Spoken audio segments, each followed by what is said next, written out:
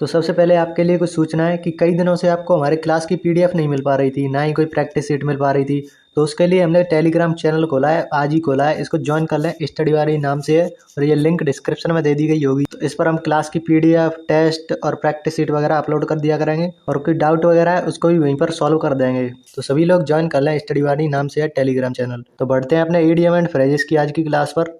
तो पिछली वीडियो में हमने 5 ईडीएम कर लिए थे, अब छठवें से शुरुआत करते हैं। तो छठवां क्या है? Apple pie order. तो ये आपने जरूर सुना होगा, नहीं सुना तो आज सुन लो। एप्पल पाई ऑर्डर का मतलब होता है बहुत साफ सुथरा और व्यवस्थित हो, उसे कहते हैं everything is neatly arranged and in perfect order. इसको ध्यान रखना है कि परफेक्ट ऑर्डर में होती हैं, उसे कहते हैं एप्पल पाई ऑर्डर।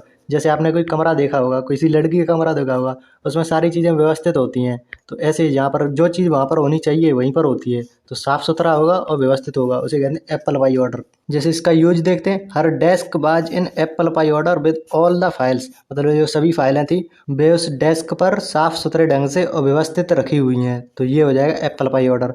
अब इसका ठीक उल्टा होता है सिक्सेस एंड सेवंस। तो उसको भी कर लेते हैं साथ ही में।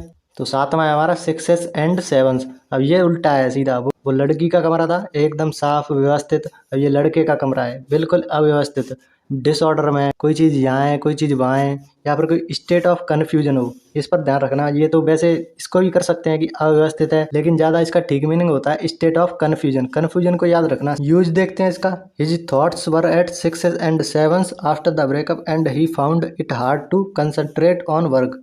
तो मतलब क्या है कि वो कन्फ्यूजन में हो गया है आफ्टर द ब्रेकअप और वह अपने काम पर कंसंट्रेट नहीं कर पा रहा। तो यहाँ पर हमने क्या यूज किया है? सिक्सेस एंड सेवंस, मतलब वो कंफ्यूज हो गया है। तो ऐसे आपको इसको ध्यान रखना है। सिक्सेस एंड सेवन आपने देखा होगा, लड़के के कमरे में चक्के चौके लगते रहते हैं तो पूरा कमरा अव्यवस्थित हो जाता है।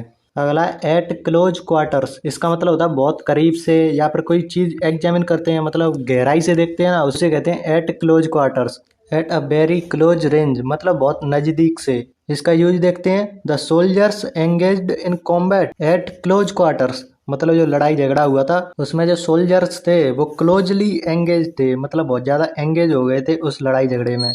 तो एट क्लोज क्वार्टर्स का मतलब होता है बहुत करीब से। अगला है हमारा at the spur of movement, मतलब होता है बिना सोचे समझे कुछ काम करना, उसे कहते हैं at the spur of movement. Without planning और प्रिपरेशन, यानी बिना कुछ तैयारी किए, बिना कुछ प्लान किए कुछ करना, वो होता है इसका अर्थ।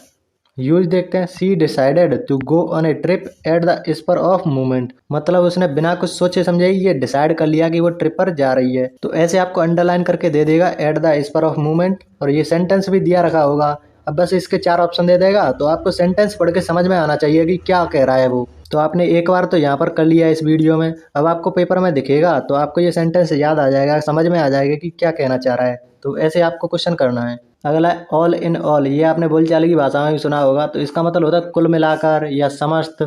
ऐसे बोलते हैं ना कि कुल मिलाकर बात ये है। तो टेकिंग एवरीथिंग इनटू अकाउंट और ओवरऑल, यानी ओवरऑल किसी बात कर रहा हो उसे कहते हैं ऑल इन ऑल। तो यूज देखते हैं। ऑल इन ऑल ये ऐसे अंडरलाइन कर देगा, फिर आपको सेंटेंस पढ़कर उसका ऑप्शन में सही उत्तर देखना होता है। तो all in all it was a successful event despite the few difficulties, मतलब कि कुल मिलाकर ये एक सक्सेसफुल इवेंट रहा। डिस्पाइट मतलब कुछ डिफिकल्टीज के बावजूद ये इवेंट सक्सेसफुल रहा। तो ऐसे ओवरऑल उसने बात किया है, यहाँ पर इसका अर्थ निकलता है overall, all in all, overall. इसको याद करने के लिए आप इस ट्रिक का भी इस्तेमाल कर सकते हैं कि यहाँ पर भी देखो ऑल है, ऑल इन ऑल, और यहाँ पर ओवरऑल, तो दोनों में ऑल है। तो ऐसे आप दोनों को लिंक कर लेंगे और आपको याद हो जाएगा। तो अभी तक हमने 2 वीडियोज में 5-5 ईडीएम किए थे, लेकिन अगली वीडियो हम एक ही वीडियो में 10 ईडीएम करने वाले हैं। तो ऐसे हम चलाएंगे 10 ईडीएम एक क्लास में, और सारी पीडीएफ आपको टेलीग्राम पर मिल जाएंगी। तो अगली वीडियो देखने के लिए लेफ्ट वाली वीडियो पर क्लिक करें। तो मिलते हैं नेक्स्ट वीडियो में, तब तक के लिए कुछ ना कुछ सीखते रहिए। धन्यवाद।